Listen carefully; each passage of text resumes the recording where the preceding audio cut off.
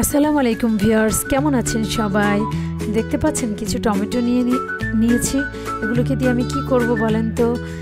আজকে সারাদিন খাওয়ার একদম রুচি লাগছে না। হঠাৎ মনে হলো যে একটু টমেটো টক করে খাট্টা করে খেলে কেমন হয়, খেতে খুব ভালো লাগবে।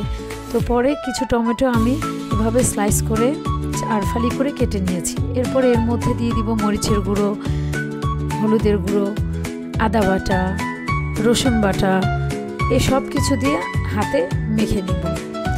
এরপর মেখে নিয়ে এগুলোকে আমি পরিমাণ মতো সামান্য পানি অ্যাড করব সিদ্ধ হওয়ার জন্য। এরপর পানিটা অ্যাড করে এর ঢাকনা দিয়ে ঢেকে দিব। ঢাকনাটা উঠিয়ে দেখব যে টমেটোগুলো সিদ্ধ হয়েছে কিনা। আবার এগুলোকে নাড়াচাড়া দিয়ে আবার ঢেকে দিব। ঢাকনাটা আবার তুলে দেখব টমেটোগুলো মোটামুটি সিদ্ধ হয়ে গেছে। বাকি যা ছিল সেটাকে আমি চামচের সাহায্যে ভালো করে ম্যাশ করে গলায় নিব। এরপর পানি দিয়ে দিব পরিমাণ মতো, যে খুব বেশি পাতলাও না আবার ঘনও না।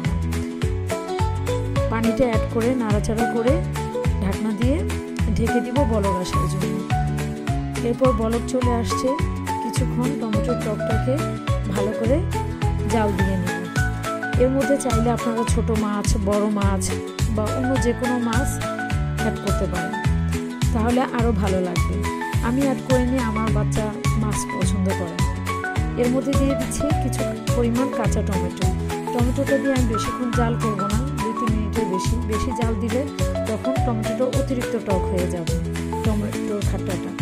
এখন এর মধ্যে দিয়ে দিচ্ছি কাঁচামরিচ ফ্লেভারের জন্য। এরপর দিয়ে দিব ধনিয়া পাতা। বাস, টমেটোর টকটা রেডি হয়ে গেছে। এটা আমার ছেলে খুবই পছন্দ করে। যদি আপনাদের এই টমেটো টকের রেসিপিটা ভালো লেগে থাকে অবশ্যই ট্রাই করে দেখবেন এবং আমাকে কমেন্টস করে জানাবেন। যদি আমার ভিডিওটি ভালো লেগে থাকে অবশ্যই লাইক, কমেন্ট, সাবস্ক্রাইব এবং শেয়ার করে দিবেন, আমার পাশে থাকবেন। আমার বাচ্চা টেস্ট করে দেখছে কেমন হয়েছে।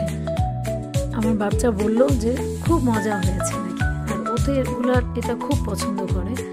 এই কারণে আমি এটাতে মাছ অ্যাড করতে পারি না, তবে মাছ অ্যাড করলে খুব মজা লাগে। যে কোনো ছোটো মাছ, বড় মাছ অ্যাড করতে পারেন। আজ এ পর্যন্তই। আল্লাহ হাফেজ।